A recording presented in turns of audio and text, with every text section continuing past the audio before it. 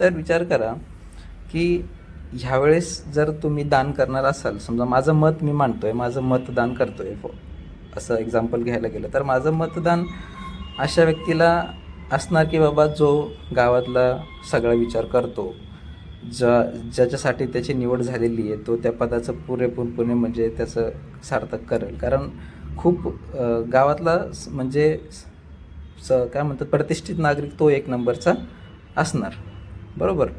तर माझ्या मतानुसार मी तर म्हणजे आता आम्ही ज्यावेळेस मत देऊ शकत नव्हतो, ज्यावेळेस आम्ही छोटे होतो, त्यावेळेस आता आमच्या आईवडिलांनी किंवा मग आमच्या गावातल्या लोकांनी ज्यांना कोणाला मत दिलं, त्याच्यानंतर ते सरपंच झाले, तर त्यावेळेस जर त्यांनी हे कामं सगळे केले असते तर आम्ही आता ज्या कंडिशनमध्ये आहे याच्यापेक्षाही बेटर कंडिशनमध्ये असतो.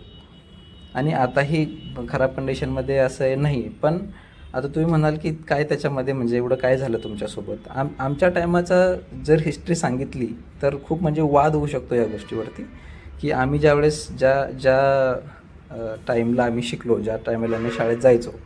आता माझी शाळा सौभाग्यवती चंद्रकलाबाई माध्यमिक विद्यालय खांडे पिंपळगाव, काराबोरी, बरोबर. काराबोरीमध्ये आम्ही 7वी 8वी 8वी 9वी 10वी आम्ही तिथं शिकलो. तर विचार करा या शाळेमध्ये जी आमची काराबोरीची शाळा होती, सगळ्या गावाला ही स्टोरी माहिती आहे ॲक्च्युली. लिटरली त्या शाळेमध्ये गावातले लोक येऊन आतमध्ये संडास करायचे आणि मग आमचे स्टुडंट म्हणजे आम्ही लोक ते सकाळी जाऊन त्याच्यावरती वाळू टाकायची, माती टाकायची, त्याला साफ करायचं, नंतर त्या क्लासरूममध्ये बसायचं, खिडक्या वगैरे तोडून आतमध्ये लोक करायचे. ही सत्य परिस्थिती तुम्ही म्हणजे जे ते मुलं त्या शाळेमध्ये स्टार्टिंगला ओपनिंगला शिकले ते तुम्ही सगळ्यांना विचारू शकता. अशा कंडिशनमध्ये गावांनी शाळेची हालत करून ठेवलेली, त्या कंडिशनमध्ये आम्ही शिकलेलो. तर आता ते खूप म्हणजे चेंज झालं असेल असं वाटतं. पण अजूनही असं ऐकायला येतं की आजही जिल्हा परिषद शाळेच्या परिसरामध्ये लोक वॉशरूमसाठी जातात, टॉयलेटला वगैरे जातात, अजूनही जातात शाळेमध्ये. ते तर लहान मुलं आहेत, 1ली ते 7वी शिकणारे मुलं आहेत, त्यांच्या शाळेमध्ये जे शिक्षकांसाठी जे लेडीज वॉशरूम होतं त्याचा दरवाजा तोडून आतमध्ये लोकांनी संडास केली आणि त्यात पाणीसुद्धा टाकलेलं नाही आहे. ह्या मेंटॅलिटीचे लोक म्हणजे तेव्हाही होते ना आताही ते थोडेफार आहेच जे करतायत. ज्या मेंटॅलिटीचे लोक आजही गावामध्ये आहे. तर यांना कुठंतरी थांबवायला पाहिजे, कोणीतरी डिसिजन घ्यायला पाहिजे. तर ते कामं ज्यांना आपण निवडून देतो आहे त्या लोकांनी करायला पाहिजे ना. तुम्ही तर गावामध्ये मतदान तर घेत आहे, बरोबर, आमचं सगळ्यांचं दान घेत आहे, आमचं मत आहे, माझं पण मत आहे की बाबा असा व्यक्ती असावा, तर हे करा, आता हे करा. आणि आताच्या मुलांना तर माझ्यासोबतच्या जे मुलं आहेत जे आता खरंच तरुण आहेत त्यांना तर सरळ म्हणजे संदेश हा आहे की तुम्ही बाबा आता तरी बोला सगळेजण, म्हणजे तुम्ही बोला. कारण ह्या टॉपिकवरती बोलणं खूप गरजेचं आहे. तुम्ही सहन केलं आणि आताच्या त्या बारीक मुलांनाही सहन करावं लागत असेल तर मग आपण फक्त आपल्या बालपणामधनं काही शिकलो नाही असं पण होईल. खूप उशीर होईल ह्या गोष्टीला आणि मग त्याच्यानंतर आपल्या पिढीलाही अशा शिव्या खावा लागतील. तर आपण एक फक्त 5 वार्षिक जरी एका गावातली जर डेव्हलपमेंट 1 वर्ष जरी डेव्हलपमेंटला घेतला, 5 वर्ष तर मध्ये गावात एवढं डेव्हलपमेंट होईल की आपली पिढी बघेल आणि आता ज्यांनी करप्शन केलं आहे त्यांचीही पिढी बघेल की बाबा हे खरंच किती गोष्ट इम्पॉर्टंट आहे. तर त्यांना ही गोष्ट समजेल की बाबा करायला पाहिजे.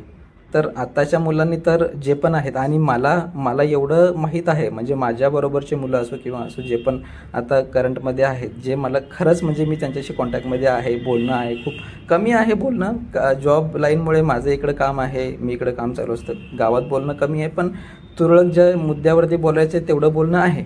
तर आता तरी त्यांची मेंटॅलिटी अशी नाही आहे की बाबा कोणाची अशी वाटत नाही की कोणी असं म्हणजे करप्शन वगैरे करायला. आमच्या टायमाचे मुलं तर नाही करणार. तर एक असं मला वैयक्तिक मत आहे की तुम्ही त्यांना चान्स देऊन बघा, काय म्हणताय ते एकदा एक निवडणूक ऐकून बघा, काय म्हणताय, काय करण्याचा प्रयत्न करताय, तर करून बघा. म्हणजे याच्यामध्ये चेंज होणार आणि ती सिच्युएशन येणार नाही. आमच्या समोरच्या ज्या गावातले मुलं आहेत त्यांना तरी ह्या उद्या गोष्टी आमच्याबद्दल अशा म्हणजे आम्ही गावात असताना जेव्हा आमच्या मतदानाची व्हॅल्यू होती तेव्हा आम्ही अशा लोकांना निवडून दिलं की ज्यांनी चांगलं काम केलं.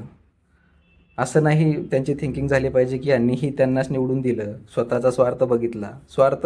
स्वार्थ बघायला मजबूर करू नका आम्हाला. स्वार्थ म्हणजे आम्ही स्वार्थ बघतो असं नाही आहे. कुणाची इच्छा नाही आहे बाहेर राहायची, तर जॉब करायची, सगळ्यांना गावाकडची ओढ असते, पण गावाकडं पण त्या सगळ्या गोष्टी असायला पाहिजे ज्या गोष्टी होऊ शकतात, त्याची ओढ असते. तर थोडा विचार करा की गावाबद्दल आपण काय करतोय, काय चाललंय आपलं गावाच्याबद्दल. आपण जे करप्शन खूप ग्राउंड लेवलला आहे, आपण म्हणजे खूप छोट्याशा गाव पातळीवरती आहे, त्या लेवलचं तरी आपण करप्शन मिटवू शकतो. आपल्या हातात आहे. आपण आपल्या तालुका पातळीला, जिल्हा पातळीला किंवा स्टेट लेवलला आपण थोडंसं अजूनही कमी आहे, कारण आपल्याला त्या टाईपचं शिक्षण मिळालं नाही किंवा मग भांडवल म्हणा, खूप साऱ्या गोष्टी त्याच्यामध्ये. पण आपल्या गावाचं तर मिटवू शकतो, तेवढं तर आपण कॅपेबल आहे.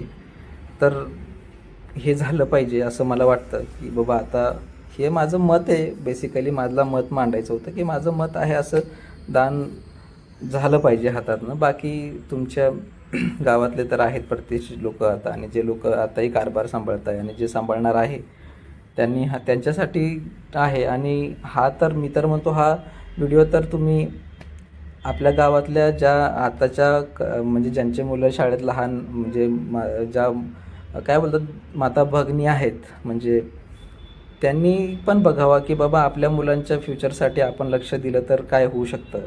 की आता तर एज्युकेटेडच मुली असतील गावामध्ये नवीन लग्न झालेल्या, किंवा मग जे आलेले असतील काय एक 10 वर्षामध्ये जे आले, त्यांनी तरी हा विचार करावा की त्यांचे जे मुलं आहेत त्यांनी चांगल्या शाळेत शिकावं, चांगलं हे व्हावं. तर सगळ्यांनी बघावं आणि विचार करा आणि त्याच्यानंतरच डिसिजन घ्या तुमच्या मतदानाचं.